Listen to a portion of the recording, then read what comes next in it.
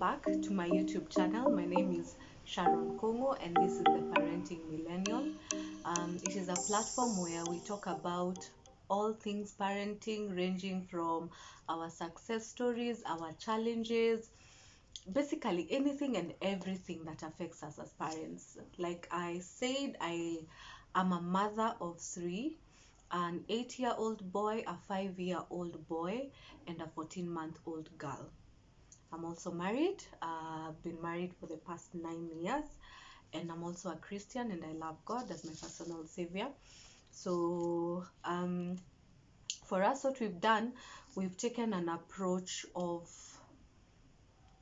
inclusivity in terms of raising our children, whereby we know they're children, but we also know that they need to be raised in a gentle and caring way. And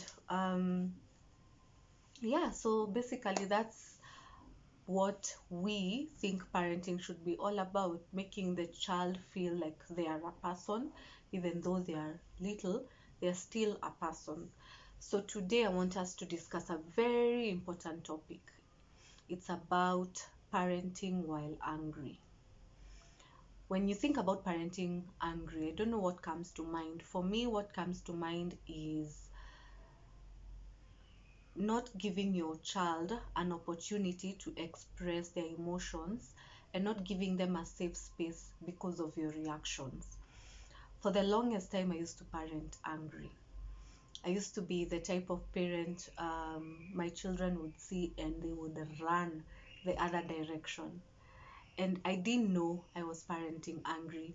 And I know most of you would think that maybe parenting angry involves you shouting at your kids. Not necessarily.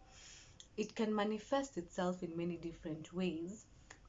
In my case, I used to be an introvert, so I would come home, um, and the first thing I would do was enter the bedroom and lock myself in my room. And then I would like take more than 2 hours. I would shower, go on my phone, check what's happening, and then that's when I would think, okay, now I think it's time for me to go see how the children are doing. And so when I'm interacting with them, it will get to a point whereby the noise is too much, and I'm constantly telling them to keep quiet, don't do this, don't do that.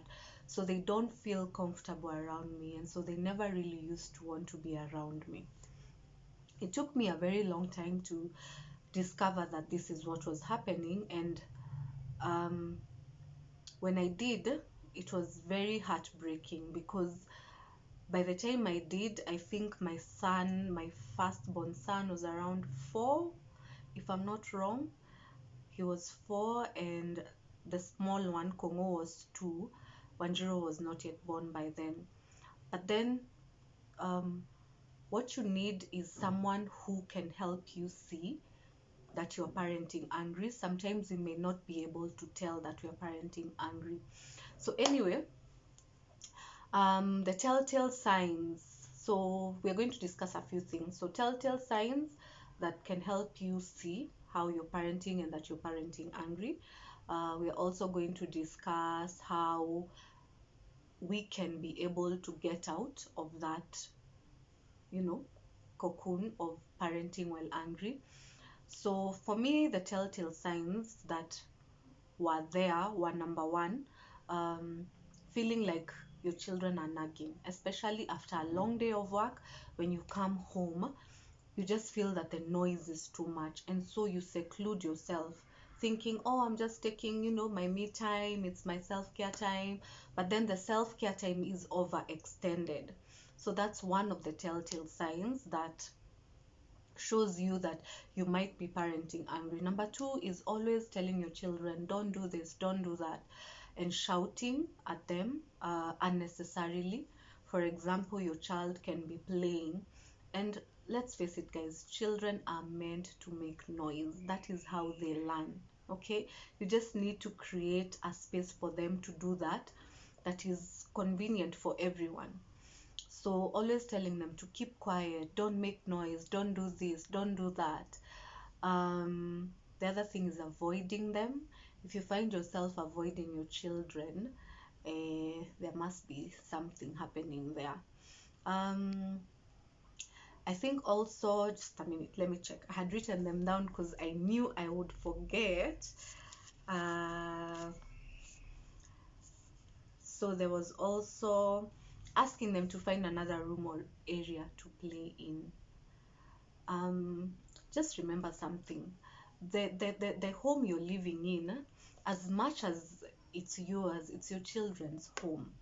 And you need to create an environment where they can feel that they are free to play, they are free to run around, they are free to, just be themselves. So the moment you start putting restrictions on your children and telling them, you cannot run into that room, you cannot do that, you cannot do this, every single time, that makes them feel like they are restricted, and it doesn't make them feel comfortable.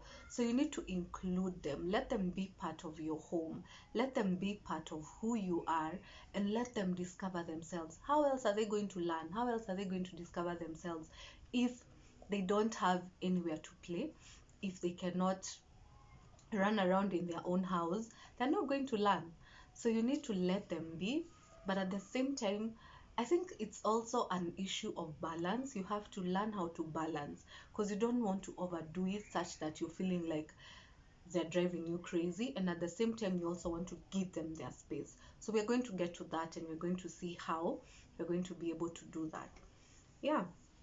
So another very strong telltale sign is when your children are avoiding you. So when your kids start avoiding you, maybe they prefer their dad or their mom, depending on who is parenting angry. That's a telltale sign. It shows that they're not comfortable being around you. So you need to just check yourself and just see where you're going wrong.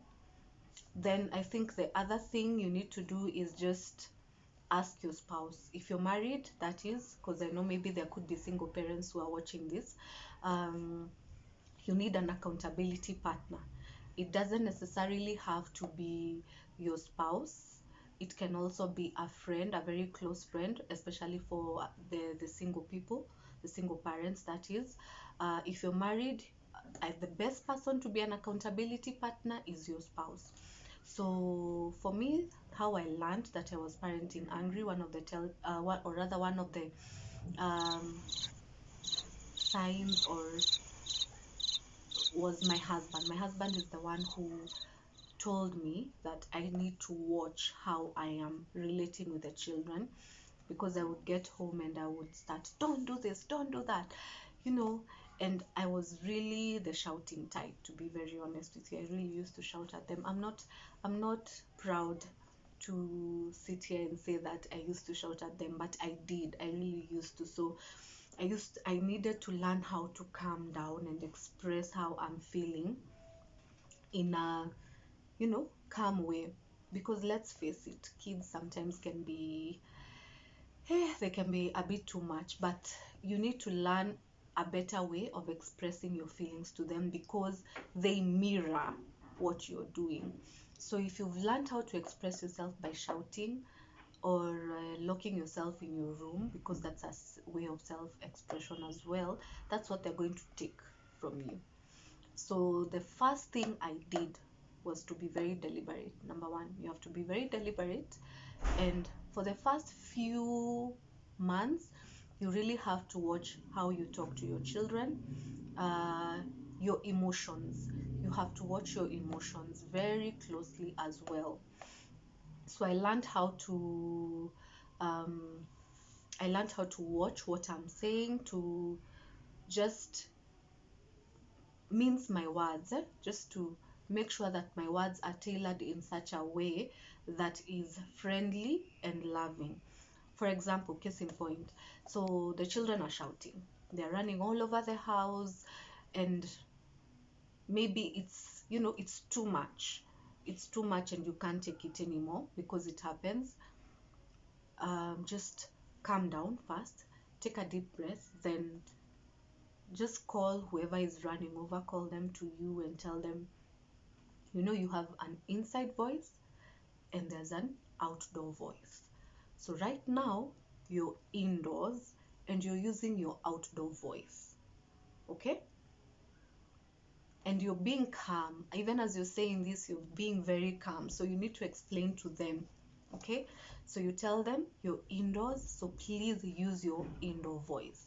So maybe they might not know, because this is the first instance you're talking to them about this, so they might ask, what's an indoor voice? That point, you can take it as a point to demonstrate. So you can demonstrate how an indoor voice sounds like and how an outdoor voice sounds like. And children learn. It will take time for them to learn.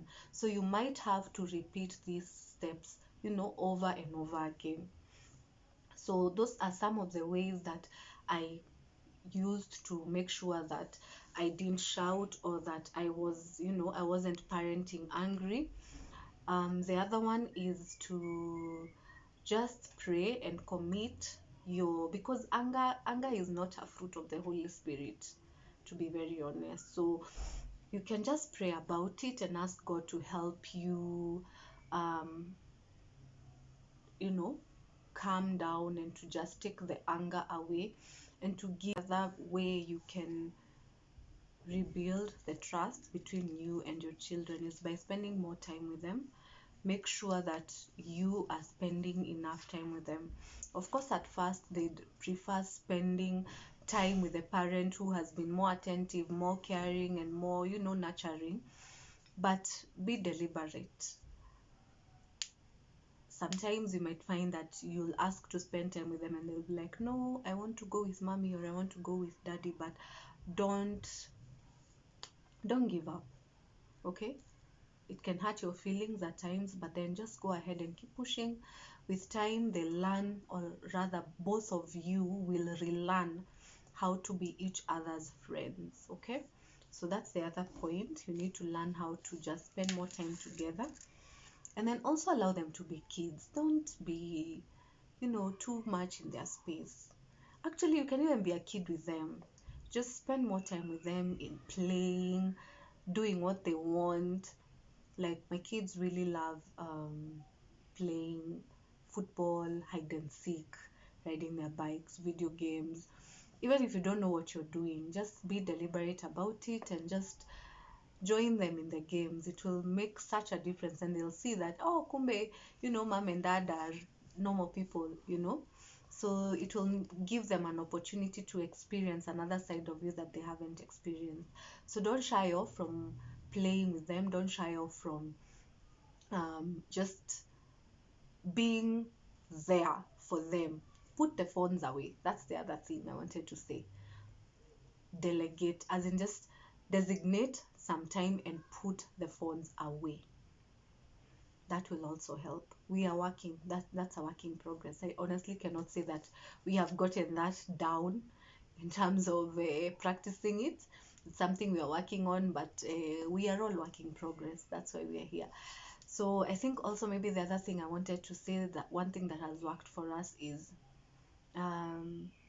just I realized that our children really wanted to spend even more time with us. So we decided that once a week, if we can, we'll be letting them sleep in our room.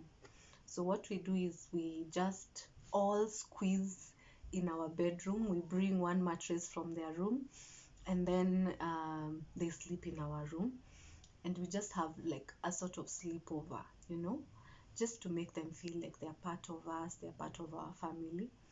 The other day we actually did like we swapped beds. So my husband and I slept on the floor on their mattress, and then them they slept on our bed, and they were so excited. They were like, oh mom, dad, your bed is so comfortable. And we were like, hey, I can't remember the last time we honestly slept on the floor, but it was fun, and they really enjoyed it, and it made us so happy to see them so happy and so excited. So just look for opportunities. They don't have to be grand. You don't have to buy them a million and one gifts to, just bring them back to the fold. Just make sure you're loving, you use kind words, you use loving language. I think on my Instagram page, which is also the Parenting Millennial, I'll do a list of words that you can use as substitutes for words that we normally use to say no and don't, because it goes a long way in terms of not being angry. If you know you're angry, yes, but you use another type of language that is more friendly, it will help. It will help you understand how they need to be talked to, because I realize they really the word don't and no is very it just stops them. They don't know what to expect, and especially the way it's said. No never comes out nicely. You can say no, no, it doesn't come out like that. When you say no, it's a no, but there are different ways you can say it, and it comes out like you just, cautioning them. Yeah, so um we some of us have really struggled with the anger part. Personally, I know I have, and it's not just with raising my children, to be very honest. I've had to relearn, because I'm a perfectionist, and so when you see things not being done your way, you really want to get in there and just put your mark on things. But you realize once you get children that some things are beyond your control, and so you have to let go. So the other part about anger is let go. The other thing I would like to say is that in terms of decompressing, when you're coming from work, um, just find like 5 to 10 minutes where you can decompress, either in the car or even if it's in your bedroom. Don't take too much time, just decompress, rearrange your thoughts, rearrange your mind, to know that now I'm home. I have children who are expecting me to be fun and bubbly and full of energy. They don't know, they actually don't even care you at work. When you're home, you are their parent. That is what they expect, and that is what they want. So that is what you have to give them. But also, you need to learn how to take care of yourself. Self-care is something very important. Sometimes you might feel like you're about to blow a gasket, like sasa umefika mwisho. There's nothing, like if someone says another word or shouts, you are going to kick them to kingdom come. But honestly speaking, when you feel like that, just take time, exit the room slowly, be like, I'm coming back. Just go, take a few minutes, breathe in, breathe out, just relax. Honestly, the other thing that really really worked for me was whenever I felt such instances, or rather episodes coming, I used to, it's like a tantrum, by the way. It's like a grown-up tantrum. You know that, those outbursts of anger, especially with your children, they're actually adult tantrums. So just the same way you manage children tantrums, you just let them be. It's the same way you should manage yours. Just exit the room or the space you're in with the children that is making you feel like you're going to, blow up. Just go have a seat somewhere. Just unwind a bit, relax. Even if you have to lock your room for a few minutes, it doesn't matter. Even if they come looking for you, they'll survive for 5 minutes, okay? So just go unwind, relax, get your mind together, and then go back. And just in case it happens again, just take the time to explain to them and tell them, maybe for example, I'm using an example of my son Campbell. What you're doing at the moment is really making me not feel nice, and I would like you to stop. Or rather, if you want them to just take a few minutes to go and play outside, if it's the noise that is making you feel like you're having an outburst of anger, just tell them, I think it's a very nice day outside. Why don't we go and play outside? So change the environment. You can go with them, make sure that they've gone out, and kids are very quick to readjust. So they'll go out, they'll go start playing, and if you need to go back to the house to finish something, you can go back in the house. but try and minimize the instances where your children see you angry and the way you react. You have to maintain a very somber face. Like, you have to be very calm and collected. Our reactions, especially our facial reactions, really give us away. And our children are very bright. They read, they know what ticks you off. And especially the little ones, they'll want to use that against you. They're like little spies. They'll want to use that against you. So just make sure that your reactions are very, you know, facial reactions are very minimal. Be very, it's like a business deal, you know. These kids sometimes need this wisdom. So just make sure your facial expressions are very calm, they're very cool, they're very collected. It will come with time, and I'm not saying that it will just be instant. No. Sometimes I even snap. Even now I snap, honestly. But by the way, that's another topic we need. How many of you apologize to your children when you know you're wrong? Hmm? How many? That's another topic for another day. So yeah, thank you so much for listening to me ramble and just uh, give you advice and explain and talk about my experiences. I would like you to go ahead and subscribe kindly. If you're going, just support me by subscribing to my channel, like the videos, and also go ahead and like my Instagram page, which is called The Parenting Millennial as well. Uh, so yeah, thank you so much for being here. Okay, bye.